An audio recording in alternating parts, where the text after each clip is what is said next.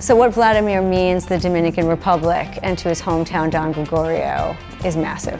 I knew that after being announced into the Hall of Fame, that his homecoming was going to be off the charts. I really wanted to be there to capture that moment.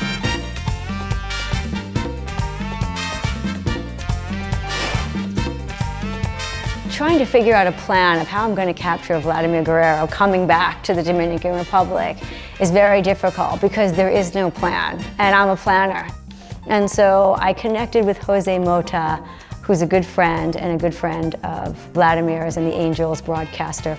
And he helped guide me a bit with helping me get some access and to figure out how I can do this. So as the plane lands, the plane has a Dominican flag on it. And then Vladimir appears, and he comes out holding a Dominican flag, and everybody who was there just went wild. It was so exciting. He danced with some of the dancers and enjoyed the music, and off to the press conference. We got to Santo Domingo. We were still close enough to Vlad that we were able to stick together, and I got on stage.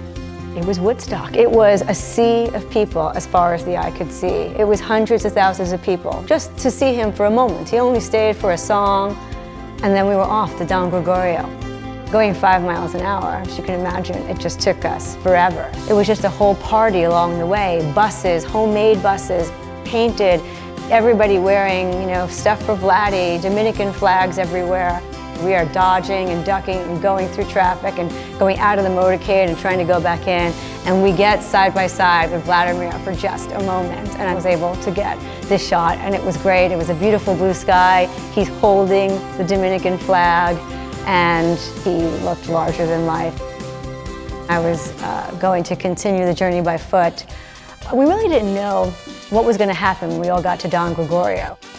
And then I'm walking some more, and I realized that all the cars were getting back on the highway. We were in a town, but not the right town.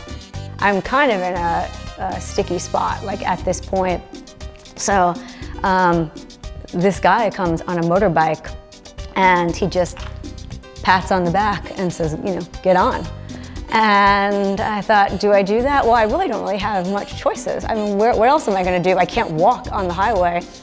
So I thought, okay, here I go. He had no headlight on this bike. And no helmet, of course. I have no helmet. And this man ended up being really a lifesaver. He was just absolutely wonderful. And he dodged through traffic. He did a great job driving. Once I got to Don Gregorio, there was not only one stage, but there were 5 stages. A sea of people way beyond what was in Santo Domingo. This was an incredible scene. And I got onto the stage, and it was like a VIP stage, but they were really welcoming to me. I hung out on the stage, watched the people, took some photographs of the band, and Vladimir showed up. And so the payoff is not only does Vladimir show up on the stage, but so does Pedro Martinez. And so here is Pedro Martinez in Don Gregorio, and I was like, yes, it was worth it. Here's a man with brothers and sisters who never left Don Gregorio, and he's loved by all. He is the people's baseball player of the Dominican Republic. He's this regular guy who made it, and everybody wants to be out and congratulate him. I mean, they all feel like they have a part of him, and he gets it.